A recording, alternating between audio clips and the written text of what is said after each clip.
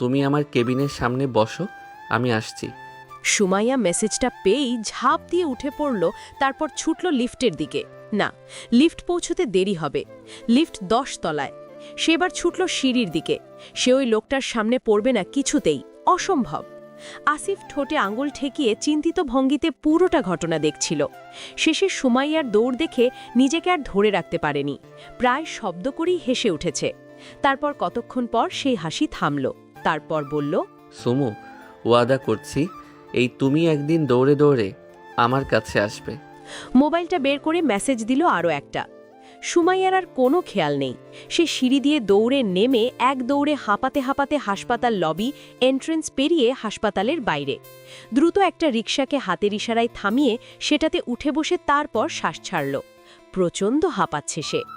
বাবা যে এতটা সাংঘাতিক কাজ করবে কে জানে। যাক, ভালোই হয়েছে, লোকটা এসে তাকে পাবে না। সুমাইয়াকে পাওয়া এত সহজ? উহু। রিকশা ছুটছে গন্তব্যপানে। ঠিক তখনই হাতে থাকা ফোনটা আবারও ভাইব্রেট করে উঠল। সেদিকে তাকাতেই দেখল তোমার দৌড়টা ভীষণ সুন্দর ছিল সুমু। সুমাইয়ার শ্বাস আবারও আটকাল। সেই বাজে লোকটা তাকে দেখেছে। উফ, সুমু? কিসের সুমু? লোকটার সাহস তো মন্দ নয়, তাকে সুমু বলে? লোকটাতে হাতের কাছে পাইলে বলেই নিজের হাতের মুঠো শক্ত করল, কিন্তু পরক্ষণেই তা আবারও নরম হয়ে নিজেই মিয়ে গেল। লোকটা থেকে পালাতেই তো এই ম্যারাথন ছিল, তাহলে হাতের কাছে পাইলে কিচ্ছুটি করতে পারবে না, সে নিজেও জানে। আচ্ছা, মানুষটাকে তার এত বিরক্ত লাগে কেন? কোথাকার কোন বুড়া ব্যাটা! অবশ্য কণ্ঠস্বরও বুড়ো লাগেনি কখনো। তারপরও তার 13 বছরের বড়। বুড়ো তো হবেই। ছোট মেয়েকে বিয়ে করতে একবারও বাধেনি। অবশ্য বাচ্চা মেয়ে দেখলে পাত্র সমাজের মাথা ঠিক না থাকারই কথা। কথাটা আবারও একবার ভাবল, কথাটা কি ওই লোকটার সাথে যায়? না, এখনো অবধি যায় না। সে বাড়তি কিচ্ছুটি করেনি, বরং সুমাইয়াকে ছাড় দিচ্ছে প্রত্যেকটা কাজে, একদম 100%। তার মানে কি উনি ভালো? মোটেও না, একটুও ভালো না। ভালো হলে বিয়েই করত না। এসেই সব দখল করেছে, এমনকি বাবাকেও। সব ছেলে জাতিই এক। বাবা আজ অফিস থেকে ফিরে নিজ এসেছে সুমাইয়ার রুমে। সুমাইয়া তখন পড়ার টেবিলে। জিতু আম্মু। সুমাইয়া পিছনে ফিরে বাবাকে দেখে ভীষণ খুশি। বাবা আজ সপ্তাহখানেক পর নিজ পায়ে হেঁটে তার রুমে। দৌড়ে গিয়ে ধরল বাবাকে। বাবা মেয়েকে আগলে নিয়েই এসে বসলেন মেয়ের রুমের সোফায়। তারপর মাথায় হাত বুলিয়ে বললেন, তুমি যে আসিফকে সরি বলেছো এটাতে আমি ভীষণ খুশি হয়েছি মা। তুমি একদিন বুঝবে আমার নেওয়া এই সিদ্ধান্তটা মোটেও খারাপ ছিল না। মেয়ের মাথায় হাত বুলালেন ভীষণ স্নেহে। আসিফ তোমার জন্য বেস্ট বাবা, আসিফ তোমার জন্য বেস্ট। তুমি যে অভিযোগটা তুলছো এটা সত্যি, ওর বয়সটা একটু বেশি তোমার থেকে। তবে এটা ওর দোষ না, দোষটা আমাদের। আমি আমার ছোট মেয়েকে ওর হাতে তুলে দিয়েছি। ওর তো এখন বিয়ে করারই বয়স। একের পর এক ডিগ্রি কমপ্লিট করতে করতেই ওর লেগে গেল এতগুলো বছর। আমাদের উচিত ছিল তোমাকে আরও অনেক পরে বিয়ে দেওয়ার, কিন্তু আমি এই প্রস্তাব পাওয়ার পর সব দিক বিবেচনা করে দেখলাম বিয়ে দিলেও ঠিক 2 বছর পরেই দিতাম। আর আসিফ যে রিসার্চ ফেলোশিপটা পেয়েছে সেটাও 2 বছরের। সে 2 বছর পর ফিরে আসলে তখন তোমাকে তুলে দিতাম। সেই হিসাবে আমাদের হিসাবটাও সঠিক ছিল। তুমি যে আসলে এই বিষয়টা মানতে পারবে না আমি আমার খেয়ালে আসেনি একবারও বাবা। আর আসিফকে দোষ দিও না। ও আমাকে সরাসরি জিজ্ঞাসা করেছিল তোমার মতামত নেওয়া হয়েছে কিনা। তখন আমি বলেছিলাম আমার মেয়েকে আমি চিনি। সুমাইয়া চুপচাপ পড়ে থাকে বাবার কোলে। বাবা বলে চলেছেন, আর শোন, হ্যাঁ, পৃথিবীতে এখনো পর্যন্ত তুমি আমার সবচেয়ে প্রিয়, সবচেয়ে আদরে, আমার বুকের মানিক। আসিফকে ভালোবাসা তো তোমার থেকেই। যার হাতে আমি আমার প্রাণ ভোমরা তুলে দিচ্ছি তাকে কি আমি ভালো না বেসে পারি? বহু পরীক্ষার পর তাকে আমি সিলেক্ট করেছি। তুমি ওকে হিংসা করো না, কেমন? বাবা আরও অনেক কথা বললেন, বুঝালেন কত কিছু। যত ক্ষোভ জমেছিল সেগুলো দূর করার চেষ্টা করলেন। সুমাইয়া চুপচাপ শুনে গেল বাবার কথা। আচ্ছা, এগুলো বাবা আগে বুঝালে কি হতো? একটিবার বিয়ের আগে? বাবা চলে গেলেন। সুমাইয়া আবারও ভাবতে বসল, ওর ঠিক কি করা উচিত। ভাবতে ভাবতে সুমাইয়ার কি আরও রাগ হলো? লোকটা তো ভারী নচ্ছাড়। বাবাকে মিথ্যা বলা, আমি কখন তাকে সরি বললাম? বাবা চলে যেতেই সে হোয়াটসঅ্যাপে গিয়ে সেই বাজে নম্বরের ব্লক খুলল। দিবে কি দেবে না ভাবতে ভাবতেই পাঠিয়ে দিল মেসেজখানা। আপনি বাবাকে মিথ্যা বলছেন কেন? আসিফ যেন এটারই আশায় ছিল। মিনিট 10 পরই রিপ্লাই এলো। আসসালামু আলাইকুম। আব্বুকে আমি কোনো মিথ্যা বলেছি বলে তো মনে পড়ছে না। ওয়ালাইকুম আসসালাম। আপনি বলছেন আমি সরি বলেছি? আচ্ছা বাবা আমাকে জিজ্ঞাসা করলেন দেখা হয়েছে কি, সব কিছু সলভ হয়েছে? আমি বলেছি জি আলহামদুলিল্লাহ। আমাদের দেখা হয়েছে? আমি তোমাকে দেখেছি। আমাদের সবকিছু সলভ হয়েছে? আমার কাছে তো সব কিছুই সলভড বিয়ের পরদিন থেকেই। আপনার আম্মাকে বলেছেন আপনি রাতে এখানে থাকেন? না, তাহলে আম্মা যে বললেন আপনি বলেছেন? আমার নাইট ডিউটি ছিল। আম্মা জিজ্ঞাসা করলে বলেছিলাম ছেলে বিয়ে দেওয়ার পর রাতে কোথায় থাকে সেটা জিজ্ঞাসা করতে নেই। ব্যাস। ও 1 মিনিট, তুমি আম্মাকে কি সম্বোধন করলে? তাতে আপনার কি? অপর পাশে আসিফ এই উত্তরে হাসল। খুব ভালো ব্যাপার। হাজবেন্ড মানছ না কিন্তু শাশুড়ি ঠিকই মানছ। মোটেও আমাকে করুণার পাত্র মনে করবেন না, আমি মোটেও করুণা করার পাত্র নই। করুণা তো আমি চাইছি সুমু, কেউ একবার করুণার দৃষ্টি দিয়ে আমায় দেখুক। মোটেও না, আমাকে সুমু ডাকবেন না। কি ডাকবো বউ, তুমিই বলে দাও। আমার থেকে 100 হাত দূরে থাকুন। তোমার থেকে মিনিমাম 1000 খানেক না 1,00,000 খানেক হাত দূরে আছি। বিশ্বাস না হলে তুমি গুণে দেখতে পারো। আপনি আমাকে মোটেও চেনেন না। তা ঠিক। আজ দুপুরে ভীষণ সাহসী এক ইঁদুরকে ছুটে পালাতে দেখলাম, তাও আবার আমার ভয়ে। পরপর 2 দিন সুমাইয়া ফুল পেল, সাথে চিরকুট। তৃতীয় দিন 1 বক্স চকলেট, সাথে চিরকুট। আচ্ছা, তীব্র অভিমানী মেয়েরা কি জাদু জানে? তাদের চোখের নীরব উচ্চারণেই কি থমকে যায় সময়? তাদের ঠোঁটের কোণে জমে থাকা নীরবতা কি কোনো মায়াবী মন্ত্র, নাকি তারা জন্মসূত্রেই পায় এক অদ্ভুত সম্মোহনের শক্তি, যে শক্তি হৃদয়কে বন্দি করে রাখে অথচ মুক্তির আশ্বাসটুকুও কেড়ে নেয়? চিরকুটটা পেয়ে ক্যাফেতে বসেই আসিফকে মেসেজ পাঠায় সুমাইয়া। আপনি কি আমাকে ফুল পাঠাচ্ছেন? রিপ্লাই পেল পর মুহূর্তেই। আমার কথা তোমার মাথায় আসলো কেন? কারণ এ সাহস কেউ সাধারণত করে না। তাহলে আমার সাহস আছে বলছো? কেন পাঠাচ্ছেন? পাঠিয়েছি নাকি? হয়তো ফুলগুলো নিজেই তোমার ঠিকানা খুঁজে নিয়েছে। বাহ, ফুলও এত বুদ্ধিমান হয়? ফুলের কি পা আছে, হেঁটে হেঁটে আমার কাছে চলে আসছে?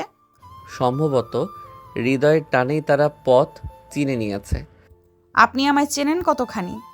যতখানি চিনলে স্বেচ্ছায় বিয়ের জন্য রাজি হওয়া যায়, যতখানি চিনলে স্বেচ্ছায় নিজেকে সমর্পিত করা যায়। খুব বাজে ফ্লার্টিং। সুমো, আমি ফ্ল্যাটিংয়ে কাঁচা, শেখা হয়নি কখনো, তবে যত্নটা বেশ পারি। যদি তোমার সুযোগ থাকে একটা চান্স দিয়ে দেখতে পারো। সুমাইয়া আর মেসেজ দেয় না। মানুষটার সাথে কথায় পারা যায় না, ঠিক হারিয়ে দেয়।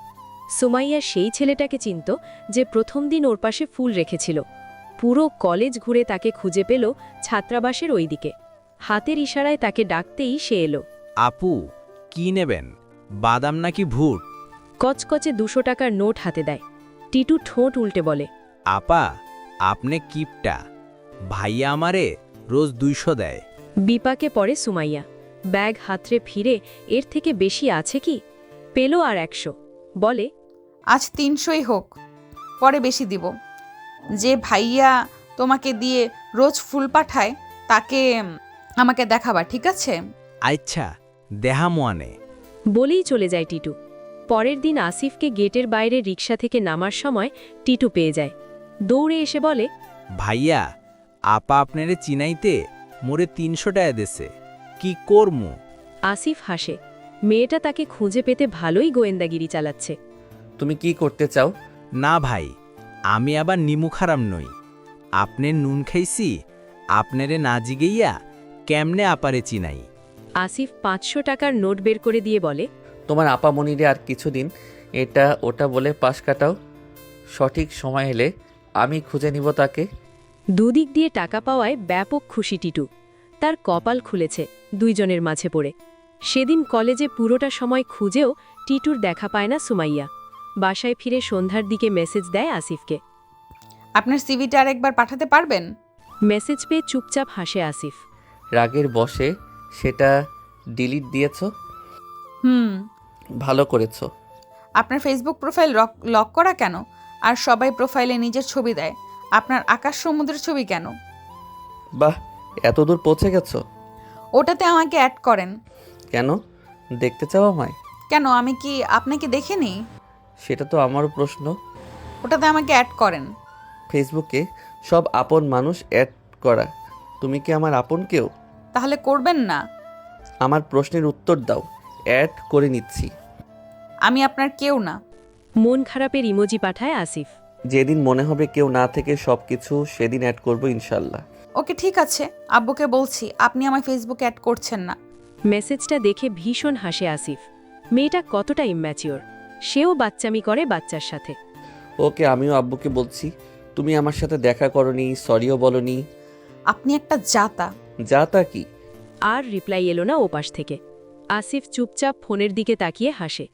তুমি আমার কত জায়গায় খুঁজে বেড়াচ্ছ সুমু, অথচ তাকিয়ে দেখো আমি তোমার একদম কাছে। তখন থেকেই মাঝে মাঝে মেসেজে কথা হয় দুজনের। প্রথম দিকে সুমাইয়ার রাগী উত্তর দিতে চাইলেও পরবর্তীতে স্বাভাবিক উত্তর দেয়। হয়তো ম্যাচিওর মানুষটার মার্জিত ব্যবহার তাকেও বাধ্য করেছে মার্জিত ব্যবহার করতে। অবশ্য টুকটাক মেসেজ খারাপ লাগে না সুমাইয়ার কাছে। মানুষটা খুব সহজ, ছোটখাটো এক দুটো কথা বলাই যায়। সেদিন রাতে হঠাৎ ফোনের শব্দে ঘুমের রেশ কাটে সুমাইয়ার। মাত্র চোখ লেগেছিল, তাকিয়ে দেখে আসিফের ফোন। উনি এত রাতে? সেটা রিসিভ করল, কানে নিয়ে চুপচাপ থাকে। শরীরটা ভীষণ খারাপ যাচ্ছে সুমাইয়ার। এখন মাঝে মাঝেই রাতে জ্বর আসে। খুব শান্ত শীতল কণ্ঠস্বর ভেসে আসে মুঠোফোন থেকে। সংকল্প করেছো কথাও বলবে না? আপনি এত রাতে? তুমি তো কল দিলে, তোমার কল দেখে ভীষণ খুশি হয়েছি। জানো, হার্ট অ্যাটাক হয়ে যাচ্ছিল আমার। কি সব কথা? আমি কখন কল দিলাম? মাত্র। কই? বলে নিজেই কল লিস্ট চেক করে সুমাইয়া। তারপর আশেপাশে তাকিয়ে দেখল মুশফিক দরজার ওই পাশ থেকে মুখ বের করে হাসছে। মুশফিক দুষ্টুমি করেছে। যাক, আলহামদুলিল্লাহ। শালা সাহেবকে একটা ভালো ট্রিট দিতে হবে দেখছি। তারপর আবারও চুপ। সুমাইয়া, জি।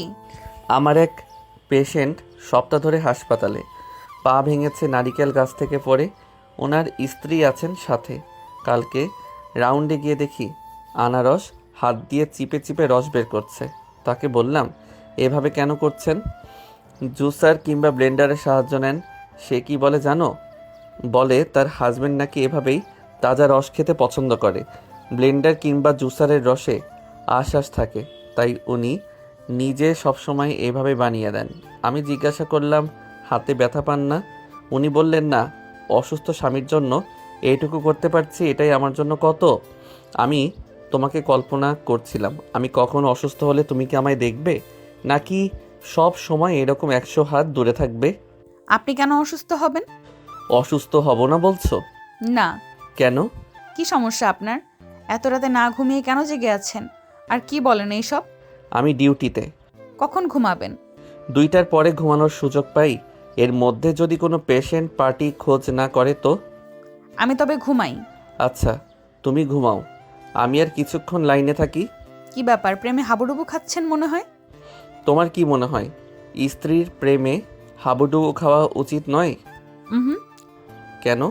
যাকে চেনেন না তাকে কিভাবে ভালোবাসতে পারেন? তোমার এই থিওরিতে চললে পৃথিবীতে যত অ্যারেঞ্জ ম্যারেজ আছে একটাও টিকতো না। তুমি জানো না এই রহমতটা আল্লাহ প্রদত্ত? এই মোহব্বত সরাসরি এসে দিলের মধ্যে জায়গা করে নেয়, কারণ এটাই সেই চিরন্তন সম্পর্ক যেটার গুরুত্ব মানব ইতিহাসে সবচেয়ে বেশি। আমি ঘুমাই, আপনি মানব ইতিহাস নিয়ে গবেষণা করেন। কিছুক্ষণ চুপচাপ থাকে দুজনেই। সুমাইয়া হয়তো ঘুমে ঢুলুঢুলু। আবারও খুব জড়ানো কণ্ঠস্বর। সুমাইয়া, সুমু। ঘুমের ঘোরে হুম হুম শব্দ করে সুমাইয়া। হুম। আজকের চাঁদটা দেখেছ? হুম। The moon is beautiful, isn't it? রাতে ঘুমের ঘোরে ব্যাপারটা ততটা ধরতে না পারলেও ঘুম থেকে উঠে গতরাতের কথা মনে পড়তেই সুমাইয়ার চোখ বিস্ফোরিত হয় যেন। ব্যাপারটা ধরতে পারল কি? উনি ইনডিরেক্টলি তাকে প্রপোজ করল কি? জাপানিজ এক নোভেলিস্টের ভাষায় এটা একটা সাইন ল্যাঙ্গুয়েজ, যেটার একটা ইউনিক মিনিং আছে। লজ্জায় লাল হলো কি সুমাইয়া? আসিফের প্রতি ইন্টারেস্ট যতটা বাড়ছে ঠিক ততটাই বাড়ছে তাকে দেখার ইচ্ছেটাও। সকালে কলেজে গিয়ে পেল একটা সুন্দর ডায়েরি। টিটু সরাসরিই দিল, বলল, ভাইয়াকে অল্পের জন্য মিস করলেন, আমি আপনারে খুঁজতেছিলাম। ডায়েরি সুমাইয়ার অতি প্রিয়, ভীষণ সুন্দর ছিল সেটা। সেটার প্রথম পাতা উল্টে দেখল লেখা, পৃথিবীর কঠিনতম কাজ কি জানো?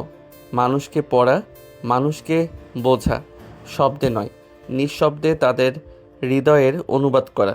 চোখের ভাষা, চোখের কোণ বেয়ে ঝরে পড়া অভিমান, ক্ষোভ, নীরবতার আরতি, হাসির আড়ালে লুকানো কান্না, এই সব কিছুই আমি পড়তে চাই। তোমার আত্মার অক্ষরগুলো ছুঁয়ে দেখতে চাই। দেবে কি সেই সুযোগ? পাবো কি কখনো সেই যোগ্যতা? বাসায় ফিরে আবারও ফোন নিয়ে বসল। মেসেজ দিল তাকে, আপনি আমায় সবসময় ফলো করেন? আমি অনেক ব্যস্ত মানুষ। তাহলে আমাকে দেখেন কিভাবে? সামনে পড়ে যাও সব সময়। আমার অবশ্য ভূতে পেয়েছো বলতে পারো। এই আমার রুমেও তোমাকে মাঝে মাঝে দেখি। আপনার সাথে কথা বলা যায় না। বিশ্বাস হয় না তোমার? এসে দেখে যাও, আমার ঘরেও একটা তুমি আছো। আসিফের কথায় চুপচাপ হাসে সুমাইয়া। কী সব উদ্ভট কথাবার্তা। শাহাদাত স্যারের বায়োলজি প্রাইভেট সকাল 6টায়। স্যারের বাসার সামনে রিকশা থেকে নামতেই দেখল একজন জগিং করতে করতে রাস্তার ওই মোড় থেকে ওর দিকেই এগিয়ে আসছে। রোজ সকালে এই রোডে অনেকেই ব্যায়ামের জন্য বের হয়। সুমাইয়া ভিতরে চলে যাচ্ছিল। ঠিক তখনই মানুষটা তাকে হাত নাড়িয়ে ইশারা দিল। ও থমকে দাঁড়ালো। মানুষটা কি সুমাইয়ার চেনা? কিছুক্ষণ ভাবল, না, চেনে না, দূর থেকে বোঝা যাচ্ছে না। এবার মানুষটা তাকে ইশারায় তার দিকে এগিয়ে যেতে বলল। সুমাইয়া ভীষণ অপ্রস্তুত হল। ও ইশারায় নিজেকে দেখিয়ে শুধালো, আমি? ও কয়েক পা এগিয়ে গেল। ঠিক তখনই ওর পেছন থেকে একজন জগিং করতে করতে গিয়ে তার সাথে কোলাকুলি করল। নিজের নির্বুদ্ধি তালে ভীষণ ভীষণ লজ্জা পেল সুমাইয়া। ও পিছন ফিরেই একরকম দৌড়ে স্যারের বাসায় মেন গেটের দিকে চলে গেল। ভিতরে যেতে যেতে মনে হলো ও মানুষটাকে চেনে, কোথায় দেখেছে, কিন্তু কোথায়? সারাটা সময় ভাবল, কিন্তু মনে পড়ল না। কলেজে ক্লাস চলাকালীন হঠাৎ মনে পড়ল, হ্যাঁ, উনি সেদিনের রাস্তা পার করা সেই রাগী টিচারটা। ব্যাপারটায় ভীষণ লজ্জিত হয়েছিল সে। সারা দিন সেটা বারবার মনে পড়ছিল। তখন আরও একটা কথা মনে হলো, শাশুড়ি মায়ের থেকেও শুনেছে উনিও রোজ সকালে হাঁটতে বের হন। ভীষণ স্বাস্থ্য সচেতন তার ডাক্তার মশাই। বাসায় ফিরে প্রথমেই সে আসিফকে একটা মেসেজ দিল। আপনি সকালে কোন রাস্তায় হাঁটতে বের হন? কেন? এমনিতেই বলুন। দেখা করতে চাও আমার সাথে? না, এমনিতেই। তাহলে ঠিকানা কেন দিব? আচ্ছা, দিতে হবে না, আমি আম্মুর থেকে নিচ্ছি। আম্মু? আপনার আম্মু? আম্মার সাথে তোমার খুব ভালো যোগাযোগ দেখছি। আম্মা আমাকে কয়েকবার ফোন দিয়েছেন। বাহ, কি ভালো। শাশুড়ির সাথে কি সুন্দর সম্পর্ক। শুধু মাঝখানে গ্যাড়াকলে পড়েছে বেটা জামাই। আমার কসুর কি সুমু? অনেক, মিলিয়ন ট্রিলিয়ন। আচ্ছা, মিলিয়ন ট্রিলিয়ন পেরিয়ে তুমি অবধি পৌঁছানোর সৌভাগ্য হবে কোনোদিন আমার? হুম। মেসেজটা দেখে দুজনেই দুপাশে চুপচাপ হাসল। ইদানিং দিনে রাতে তাদের কথা চলে এমন হঠাৎ হঠাৎ। আশ্চর্যজনকভাবেই উনি যেন ধ্যান জ্ঞান হয়ে উঠেছে সুমাইয়ার। এখন আসিফ কখনো মেসেজ দিতে দেরি করলে সুমাইয়া নিজেই মেসেজ দেয়। কি করছেন? অপর পাশ থেকে উত্তর আসে, তোমাকেই স্মরণ করছিলাম। সেদিন ওটিতে ছিল, ফোন বন্ধ ছিল। কেবিনে ফিরে ফ্রেশ হয়ে বসে ফোন অন করতেই হাজার হাজার মেসেজ। কোথায় আপনি? কেন ফোন বন্ধ? দরকারের সময় পাওয়া যায় না? আসিফ মেসেজগুলো দেখল। মেয়েটার অভিযোগের শেষ নেই। সে মেসেজে জানতে চাইল, কোনো সমস্যা সুমু? আপনাকে খুঁজছিলাম। কেন? ভীষণ মন খারাপ আমার। কোচিংয়ের পরীক্ষায় রেজাল্ট ভীষণ খারাপ হয়েছে, আম্মু বকেছে, তাই ভাবছি এই বাড়িতে আর থাকবো না, আমাকে এসে নিয়ে যান। আসিফ তার কথায় হাসে। আচ্ছা, রেডি থেকো, ডিউটি শেষে গিয়ে নিয়ে আসবো। না, সে রাগ চলে গেছে, এখন আর রাগ নেই, তাই যাবও না। ইস, গল্পের জন্য বউ মিস হয়ে গেল। দাঁড়াও, আম্মুকে বলি তোমাকে আর একটু বকা দিতে। এখন বকলে হবে না, আম্মু একটু আগে আমাকে আদর করে ভাত খাইয়ে দিয়ে গেছে। আপনার আম্মা আপনাকে ভাত খাইয়ে দেয়? না, তবে স্ত্রী থাকলে খাইয়ে দিত কিনা কি জানি। আমার স্ত্রী যে কোথায় হারিয়ে গেল, সেই যে গেট লাগালো, আর খুঁজেই পেলাম না। সুমাইয়া চুপচাপ মেসেজটা দেখে হাসল।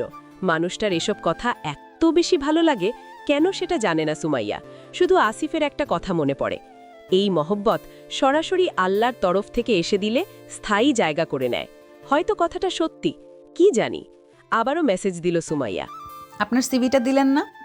কেন পাত্রী দেখবে আমার জন্য? কী সব আজে বাজে কথা, আপনি ম্যারিড সেটা ভুলে গেছেন? তাই সত্যি ম্যারিড?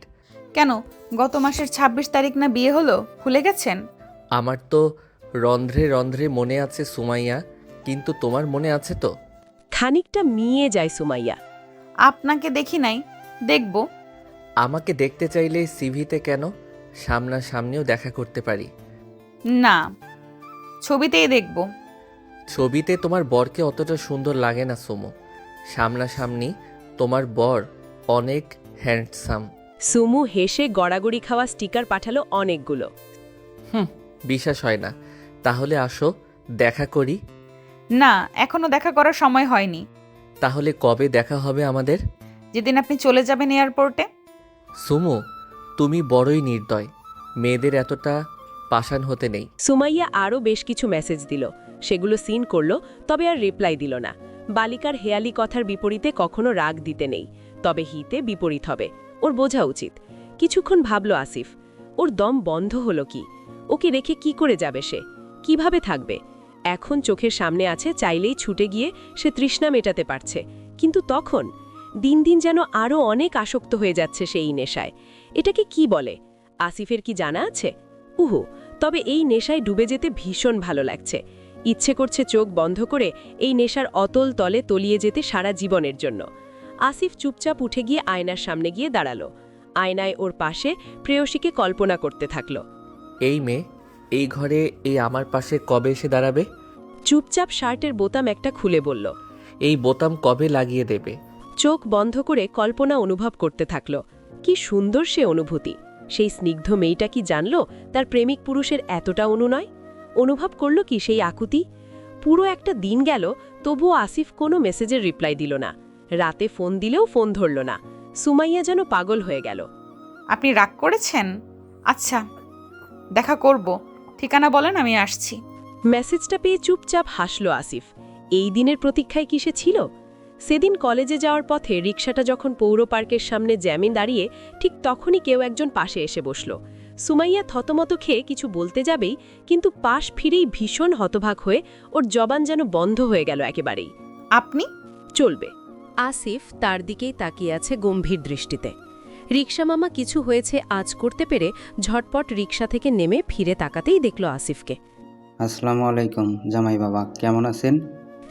এবার যেন বড়সড় ধাক্কা খেল সুমাইয়া, প্রায় চিৎকার দিয়েই বলে উঠল, জামাই? কে জামাই? সে অবিশ্বাসের দৃষ্টিতে তাকিয়ে একটু পিছনে সরতে গিয়েই ছিটকে যাচ্ছিল রিকশা থেকে। দ্রুত ওর বাহু ধরে ফেলল আসিফ। সাথে সাথে এগিয়ে এসেছিল রিকশা মামাও। ভ্রু কুচকে তাকায় দুজনেই। রিকশা মামাও ভীষণ অবাক। আপাই বলে কি? হ্যাঁ, জামাইরে চিনে না?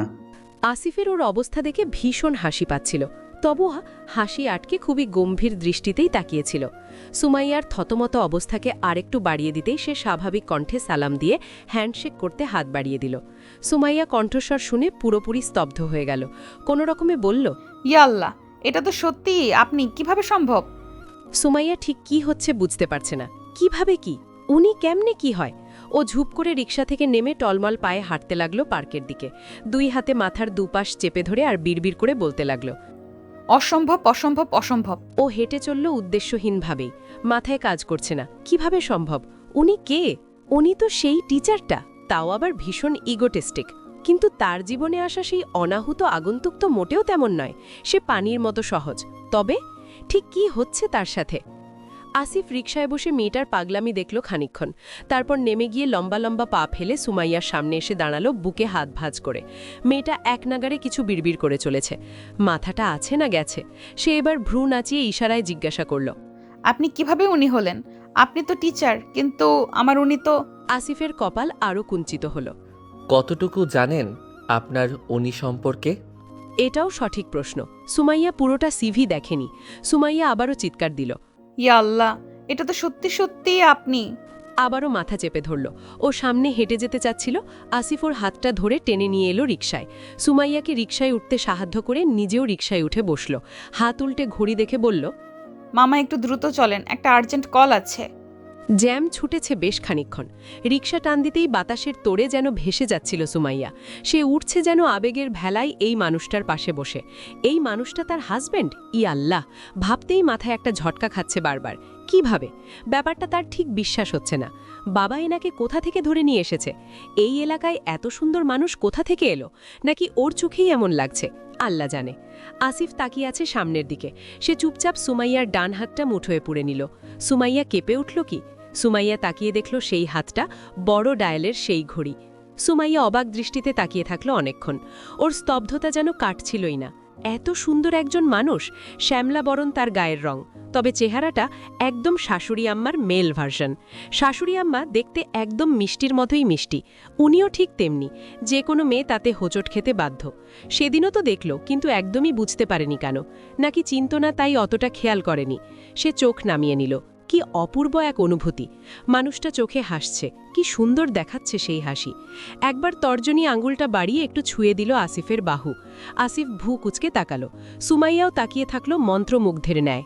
সে কেন আগে তাকিয়ে দেখেনি? সে কত বোকা! এই মুগ্ধতা, এই মোহনীয়তা থেকে নিজেকে গুটিয়ে রেখেছিল কতগুলো দিন। তার কি যে ভালো লাগছে! ওর মনে হচ্ছিল এই পথ কখনো না শেষ হোক, এই যাত্রা অব্যাহত থাকুক সারা জীবন। ও একবার হাতের দিকে তাকায়, আরেকবার আসিফের দিকে।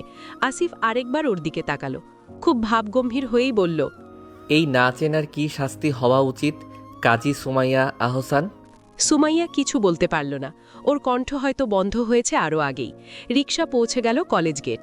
আস্তে করে আসিফের হাতটা ছেড়ে দিল আসিফ। রিকশা মামা নেমে গেছে, কিন্তু সুমাইয়া তখনও মন্ত্রমুগ্ধের ন্যায় চেয়ে অপলক। ও কি বলবে, ও কি করবে? আসিফ বলল, মামা, আপনার আপামনি নামে না কেন? সুমাইয়া তবুও নামে না। এবার মামা বলে, আপামনি, আপনার না ক্লাস আছে? ভাবি। সুমাইয়া এবার নিচ থেকে হাতটা ধরে নিল, চুপচাপ তাকিয়ে থাকলো হাতের দিকেই। আবার কখন দেখা হবে? সুমাইয়া কি বলছে সে নিজেও জানে না, শুধু বলে গেল। আসিফ এমনভাবে তাকালো যেন ওর দৃষ্টি বলল, যে মানুষটা দেখা করতেই চায়নি কখনো, সেই আজ পুনরায় দেখা করার জন্য এতটা উদ্গ্রীব। কিন্তু মুখে কিচ্ছুটি বলল না। সে নেমে এলো, সুমাইয়াকে হাত ধরে শান্তভাবে নামিয়ে বলল, সুমু, আর্জেন্ট মিটিং আছে, কথা হবে ইনশাল্লাহ। সে এবার রিকশায় ফিরে এসে বলল, মামা, একটু দ্রুত। সুমাইয়ার মুগ্ধতার রেশ কাটেনি তখনও। কাটেনি মাত্র দেখা সে স্বপ্নের রেশ। সে চুপচাপ দাঁড়িয়ে তাকিয়ে থাকল রিকশার গমন পথের দিকেই। রিকশাটা আড়ালে চলে গেল। রিকশা কিছু নিয়ে গেল সুমাইয়ার থেকে। ঠিক কি সেটা? সুমাইয়া কি জানে? সুমাইয়া তার শূন্য হাতের দিকে তাকালো। সেখানে সেই মানুষটার হাতটা ছিল না। কেন ছিল না? এই একটু মুহূর্তের জন্য কেউ দেখা করতে আসে? এটা কি ঠিক? এই এত বড় মানুষটা এটা বোঝে না? সুমাইয়ার কি আবারও অভিমান হতে থাকলো? ও কতকাল ঠিক ওভাবেই তাকিয়ে থাকলো। সে ক্লাস ভুলে গেল, সে কলেজ ভুলে গেল, সে যেন অনন্তকাল ধরেই এই রাস্তার মোড়ে কারো প্রতীক্ষায় ছিল। ঠিক সেই মানুষটাই হঠাৎ দেখা দিয়েই আবারও হাওয়ায় মিলিয়ে গেল। ওর জ্ঞান আসলো টুক করে আসা মেসেজের নোটিফিকেশনে। ও ধীর পায়ে হেঁটে কলেজ গেট পার হতে হতে মোবাইলটা বের করে দেখল ওনার মেসেজ, একটা সিভি।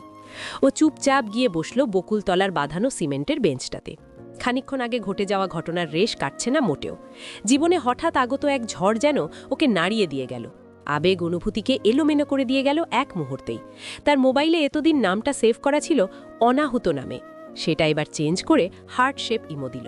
ফাইলটা খুলে সেটা দেখতে থাকলো খুঁটিয়ে খুঁটিয়ে।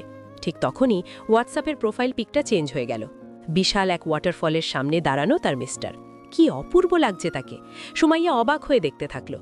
তখন আরও একটা নোটিফিকেশন এলো প্রায় সাথে সাথেই, Asif Al Islam accepted your friend request.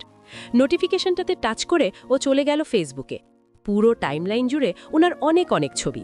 সে যে ভীষণ রকমের ভ্রমণ পিপাসু তার টাইমলাইন দেখেই বোঝা যাচ্ছে।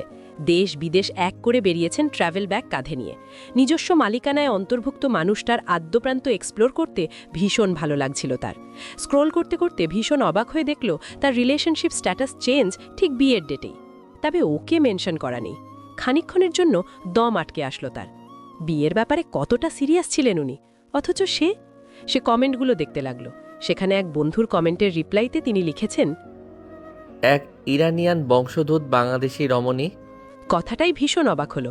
সে কি ইরানিয়ান নাকি? কি আশ্চর্য! তাকে ইরানিয়ান কেন বলছে? সুমাইয়া খুঁজছিল কোনো মেয়ের কমেন্ট আছে কিনা, কিন্তু অবাক করা কোনো মেয়ের কমেন্ট ছিল না। ছিল একজন দুজন আন্টি যারা বাবা সংবোধনে দোয়া দিচ্ছিল। সে এবার ব্যাকে এসে ফ্রেন্ড লিস্ট চেক করল। বেশিরভাগ সবই ছেলে, কোনো মেয়ে নেই, একজন দুজন যা চোখে পড়ল ওনারা বয়স্ক ছিল, বোঝাই যাচ্ছিল কোনো রিলেটিভস হবেন। এমন হ্যান্ডসাম ছেলের ফ্রেন্ড লিস্ট মেয়ে শূন্য, ব্যাপারটা এতটা ভালো লাগলো। নিজেকে মনে মনে আবারও আচ্ছা মতো ধোলাই করতে থাকলো। এমন একজন মানুষকে সে কি ভেবেছে? ও আসলেই বোকা, গাধা, হাদারাম। বাবার থেকে ভালো সে কি কিছু বোঝে নাকি জানে? তবে হঠাৎ ওস্তাদি আর আজেবাজে কাজ করতে সে ভীষণ পটু। হঠাৎ কিছু মনে পড়তেই হৃদয়ে ঘণ্টা বাজতে থাকল। এমন হাই প্রোফাইল একজন মানুষের সাথে সে যা তা ব্যবহার করেছে, আজেবাজে ধারণা পোষণ করেছে সবসময়। হায় আল্লাহ, ওর শাস্তি কি হওয়া উচিত? আসলেও ওর শাস্তি হওয়া উচিত। কিভাবে ক্ষমা পাওয়া সম্ভব? ব্যাপারটা ভাবতে ভাবতেই বাবাকে ফোন লাগালো। পুরোটা কলেজ টাইম পার হয়ে গেল তার এসব চিন্তা করতে করতে। সেদিন রাতে আসিফের কোনো খোঁজ নাই। সুমাইয়ার মেসেজের জবাবে জানালো, ভীষণ ব্যস্ত আমি বউ, ফ্রি হয়ে ফোন দিচ্ছি। সুমাইয়া ফোনের অপেক্ষারত মুহূর্তগুলো কাটিয়ে দিল আসিফের ফেসবুক প্রোফাইল দেখতে দেখতে। সেদিন রাতে আর ফোন এলো না। পরের দিন সকালে প্রাইভেটে গিয়ে দেখল স্যার গতকাল হঠাৎ দেশের বাড়িতে গেছেন। এই খবর মেসেজে সবাইকে জানানো হয়েছে, কিন্তু সুমাইয়া খেয়াল করেনি। সে মেসেঞ্জার গ্রুপ খুলে মেসেজটা দেখেনি। তাই তো যখন হতাশ হয়ে বের হয়ে রিক্সা মামাকে ফোন দিচ্ছিল তখনই আসিফের মুখোমুখি। সে রোজ ওই রাস্তাতেই হাঁটতে বের হয়। আসিফ একটা স্পোর্টিং ক্লাবের জার্সি পরিহিত তার দিকেই এগিয়ে আসছিল। আসিফ এসে পাশে দাঁড়াতেই সে সালাম দিল। আপনি তাহলে এভাবেই আমাকে দেখতেন, অথচ আমি দেখতে পারতাম না? তুমি তো দেখতে চাওনি। তা ঠিক, সুমাইয়া এই ব্যাপারটা এড়িয়ে চলতে চেয়েছে। কি ব্যাপার, পড়া নেই? না স্যার, নেই। তোমাদের আগে ইনফর্ম করেনি? করেছে, আমি মেসেজটা মিস করে গেছি। আচ্ছা। সে এগিয়ে এসে হাঁটতে হাঁটতে সুমাইয়ার হাতটা ধরে নিল। সুমাইয়া অবাক হয়ে দেখল স্বাভাবিক আসিফকে, আর তার হাতের মুঠোয় থাকা নিজ হাতটাকে। আসিফ তাকে নিয়ে এগিয়ে চলল গলির রোড পেরিয়ে মেন রোডের দিকে। তারপর একটা রিকশাকে দেখে উঠে পড়ল তাতে সুমাইয়াকে নিয়ে। সুমাইয়া তো ভীষণ খুশি। জানেন জেমি, সুমাকে দেখতাম কলেজে, ক্লাস গ্যাপ দিয়ে বয়ফ্রেন্ডের সাথে ঘুরতো। আমারও ইচ্ছে হতো, কিন্তু কোনোদিনও বয়ফ্রেন্ড ছিল না। সেই ইচ্ছেটা আজ এভাবে পূরণ হবে কে জানতো। সুমু ওর উদ্ভট ইচ্ছে শুনে মিটিমিটি হাসল। আর মোড়া ভাঙার ভঙ্গিতে সুমুর পেছন থেকে ওই পাশে হাত বাড়িয়ে সুমুকে মিশিয়ে নিল নিজের সাথে। সুমু কি কেঁপে উঠল? লজ্জা পেল ভীষণ, একদম চুপ হয়ে মাথা নামিয়ে নিল। আসিফ বুঝল। সে পরিস্থিতি স্বাভাবিক করতে বলল, অদ্ভুত ইচ্ছে তোমার, আর কি কি ইচ্ছে আছে শুনি। চলল সুমাইয়ার কথার ফুলঝুরি। আসিফ ওকে সাথে নিয়ে রিকশায় ঘুরল সারা শহরের অলিগলি। সেদিন সকালে মিষ্টি কথার বৃষ্টি ঝুপ করে ঝরে পড়েছিল ওই সেই ছোট্ট রিকশাটাতে। সকল আনন্দেরা এসে ঘিরেছিল নবপরিণীতা যুগলকে। ঘোরাঘুরি শেষে সকালের নাস্তা একসাথে সেরে আসিফ তাকে পৌঁছে দিল কলেজ।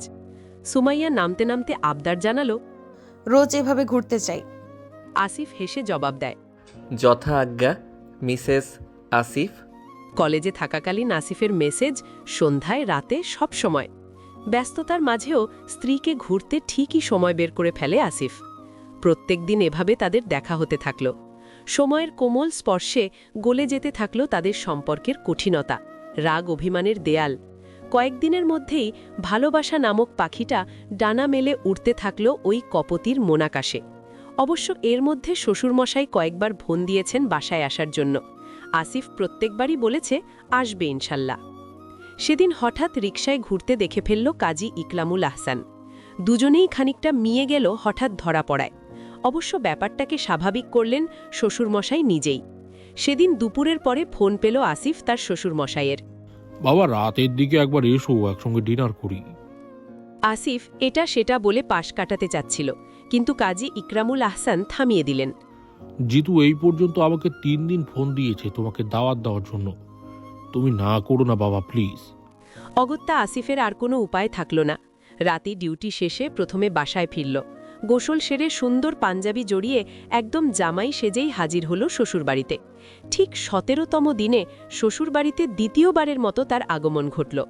মুশফিক সহ আরও বেশ কিছু কাজিন, ভাগ্নে ভাগ্নি গেট ধরে ফিতা কেটে নতুন জামাইকে বরণ করল নতুনভাবে। সোফায় বসার কিছুক্ষণ পর গোলাপি রঙের জামদানি শাড়ি পরিহিত একটা টুকটুকে বউ তার চোখের সামনে ঘুরঘুর করতে থাকল। আসিফ একবার আর চোখে তাকে দেখল, তবে সে সৌন্দর্য দুচোখ ভরে দেখার মতো অতটা সাহসী হয়তো তখনও সে হয়ে ওঠেনি। তাই তো কপালে 2 আঙুল ঘষে চোখ বন্ধ করে থাকল কি অপার মুগ্ধতা নিয়ে।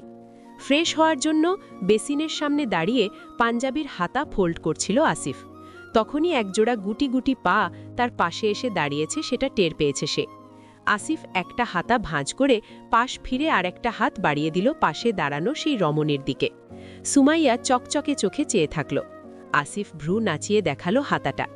সুমাইয়া একবার হাতটা এগিয়ে দিয়ে আবারও থেমে ইশারায় মাথা নাড়াল। পারি না। আসিফও ইশারায় বুঝালো পারবে। সুমাইয়া আলতো করে হাতাটা ধরল, তারপর ফোল্ড করতে থাকল কাঁপা কাঁপা হাতে। এর আগে কখনো কি সে কারো হাতা ভাঁজ করে দিয়েছে? উহু, মনে পড়ে না।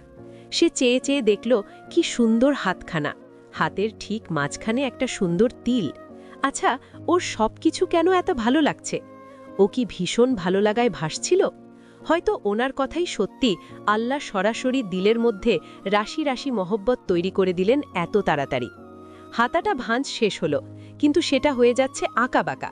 সুমাইয়া সেটা থামিয়ে দিয়ে হতাশ দৃষ্টিতে তাকিয়ে শুধালো, হচ্ছে? আসিফ চোখ উঁচিয়ে বলল, খুব হচ্ছে। এবড়ো থেবড়ো ভাঁজ করা হাতা নিয়েই বেসিনের কল ছাড়ল আসিফ। শাড়ি পরে একদম টুকটুকে পরি লাগছে তাকে। সে চুপচাপ পাশে দাঁড়িয়ে থাকল টাওয়াল নিয়ে। সুমাইয়া এক নজরে তাকে দেখছে। কেউ এত সুন্দর করে হাত ধোয়? ও কল্পনা করল উনি ওটি থেকে বের হয়ে হয়তো এভাবেই আগে হাতের গ্লাভস খোলে, তারপর বারবার হ্যান্ডওয়াশ দিয়ে হাত ধুয়ে স্যানিটাইজার লাগিয়ে নেন। ওর দিকে অমন মুগ্ধ হয়ে তাকিয়ে থাকতে দেখে আসিফ খানিকটা ফেনা সুমাইয়ার নাকের ডগায় লাগিয়ে দিল। সুমাইয়া তাতেও মুগ্ধ হল, খুশিতে লজ্জায় লাল হলো যেন। অবাক হয়ে মুখে পানির ঝাপটা দেওয়া দেখল। কি সুন্দরভাবে! আচ্ছা, বড় মানুষদের সকল কাজেই কি একটা আর্ট থাকে? তারা পরিপাটিভাবে একটার পর একটা কাজ করে, আর ও নিজে কি সব জাতামাতা করে কাজ করে। কাজের মধ্যে পরিপাটি শব্দটা থাকে? আসিফ কি সুন্দর টিস্যু দিয়ে ওর নাকের ডগা ক্লিন করে দিল। তারপর ওর হাত থেকে টাওয়ালটা নিয়ে ঘুরিয়ে ফিরিয়ে মুখটা মুছল। সুন্দর করে টাওয়ার ভাঁজ করে সুমাইয়ার হাতে দিল। সুমাইয়া ভীষণ বিমোহিত হয়েই দেখতে থাকল। ওর পা হয়তো ওখানেই আটকে গেছে, নড়তে পারছে না সে এক বিন্দুও। ওর অফসোস হলো সে কেন এতদিন দেখেনি তাকে। আসিফ এবার পূর্ণ দৃষ্টি মেলে দেখল তার প্রেয়সীকে। সুমাইয়ার দৃষ্টির মাঝে কি অপার বিস্ময়! ওর বিহমিত রূপ দেখে চোখের ইশারায় জানতে চাইল কি? সুমাইয়া জবাবে হাসল। আসিফ সেটা দেখে আস্তে করে চোখ বন্ধ করে মনে মনে বলল, আগুন রগা মেয়ে, আমার থেকে দূরে থাকো। আসিফ সোফায় গিয়ে বসতেই সেও পাশে গিয়ে চুপচাপ বসে পড়ল। আসিফ অবাক হয়ে পাশ ফিরে তাকাতেই সে আসিফকে ভীষণ অবাক করে শুধালো, আপনাকে আমার এত ভালো লাগছে কেন? ভ্রু কুচকে তাকিয়ে থাকে আসিফ। আচ্ছা, 30 বছর ঠিক কতটা বড়? মাত্র 30 বছরকে এতটা বড় বলে কেন? তোমার কাছে কি মনে হয়? কি জানি, তবে খুব বেশি তো অবশ্যই না। 30 বছর মানেই পরিপূর্ণ। ভালো কথা শিখেছ। তখনই একজন মেয়েড এলো ট্রলি নিয়ে, সাথে সুমাইয়ার আম্মাও। সুমাইয়া ব্যস্ত হয়ে পড়ল। আসিফ উঠে দাঁড়িয়ে সালাম দিল শাশুড়িকে, বলল, আম্মু বসেন, বাবা কখন ফিরবেন? সুমাইয়ার আম্মু বললেন, নাস্তা শেষ করো, আমি তোমার আব্বুকে ফোন দিচ্ছি। বলে উনি চলে গেলেন, সাথে মেইডও। ওদেরকে একা থাকার সুযোগ করে দিতেই সবার এই প্রস্থান। সুমাইয়া শরবতের গ্লাসখানা বাড়িয়ে দিলে আসিফ শুধালো, সুগার বেশি? জানি না, শেফালি আপু বানিয়েছে। চেক করে দেখো। সুমাইয়া এক চুমুক দিয়ে বলল, না, কম। আসিফ হাসি হাসি উজ্জ্বল চোখে তাকিয়ে আছে তার দিকে। তারপর শরবতটা নিয়ে যেখানে সুমাইয়া ঠোঁট ছুঁয়েছে সেখানেই চুমুক দিল। সুমাইয়া তখন অন্য আইটেম সার্ভ করতে ব্যস্ত। না হয় ঠিক দেখত আসিফের কাণ্ড। অনেকগুলো নাস্তার আইটেম ছিল। আসিফ সবগুলোতে চোখ বুলিয়ে বলল, কোনটা তুমি বানিয়েছ? সুমাইয়া মাথা নিচু করে বলল, আমি কিছু বানাতে পারি না। আসিফ ওর অবস্থা বুঝল, দুষ্টুমি করে বলল, সারা জীবন কি তবে না খেয়ে কাটাবো? সুমাইয়া আরও মিয়ে গেল। আসিফ মিষ্টি হেসে বলল, আমি অনেক কিছু বানাতে পারি, কিছু ওয়েস্টার্ন ডিশও পারি। সমস্যা নাই, আমি তোমাকে বানিয়ে খাওয়াবো। আমি শিখে নিব ইনশাল্লাহ। আপনি এতগুলো জায়গা ঘুরেছেন, আমাকে কেন নেননি? ভীষণ অবাক হয়ে চোখ বড় বড় করে তাকালো আসিফ। তুমি কি তখন ছিলে? তবুও আপনার ঠিক হয়নি। আমার ট্রাভেল করার কত শখ জানেন? দাদি আমাকে বলতো, আবিয়াইত্তা মাইয়ার এত শখ ভালো না, বিয়ের পর জামাই নিয়ে ঘুরবি। কিন্তু আপনি তো সব সময় একা একাই ঘুরলেন, কেন আমার জন্য অপেক্ষা করলেন না? কথাটায় ভীষণ হাসল আসিফ। যতটা বড় ভেবেছিল এই মেয়েকে, তার থেকেও অনেক বেশি ইম্ম্যাচিওর আর বোকা। তার বোকা প্রেয়সীর দিকে তাকিয়ে থাকলো গভীর দৃষ্টিতে, বলল, লিস্ট করো কোথায় কোথায় যেতে চাও। তোমার জন্য এই বান্দা হাজির। সত্যি? লাফ দিয়ে উঠে সুমাইয়া। হুম। উফ, আপনি এত ভালো কেন? বলেই আসিফের ডানগালে একটা পাপ্পি বসিয়ে দৌড়ে দিল ভিতরের দিকে। ঘটনার আকস্মিকতায় হতবিহ্বল হয়ে থাকল আসিফ কিছুক্ষণ। কি হলো এটা? সুমাইয়া ভিতরে এসেছিল ওর ফোনটা নিতে, কিন্তু মাত্র কি করে এসেছে সেটা মনে পড়তে চুপচাপ দাঁড়িয়ে পড়ল সে। পা আবারও জমে গেল। এটা কোনো কাজ হলো? ডাইনিং টেবিলে আর সে এলো না, দূর থেকে দেখে দেখে গেল। কি ভীষণ গাধা সে! বাবা, ভাই আর কাজিনদের সাথেই খাবার খাচ্ছিল আসিফ। মাঝে মাঝে আর চোখে দেখে নিচ্ছিল দূরে দাঁড়ানো বোকা প্রেয়সীকে। খাওয়া শেষে সবাই গল্প করতে থাকলো বাইরের সোফায় বসেই। এক ফাঁকে ওর শাশুড়ি আম্মা বললেন,